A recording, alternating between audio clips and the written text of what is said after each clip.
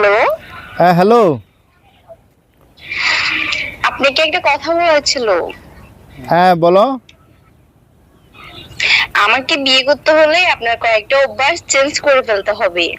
আমাকে বিয়ে করতে হলে আপনার কয়েকটা অভ্যাস বাদ দিতে হবে।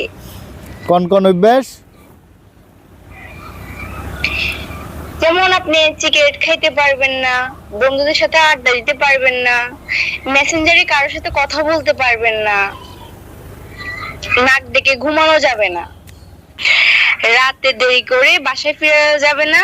আরেকটা বিষয়, আপনার ফেসবুক পাসওয়ার্ডটা আমাকে দিয়ে দিতে হবে।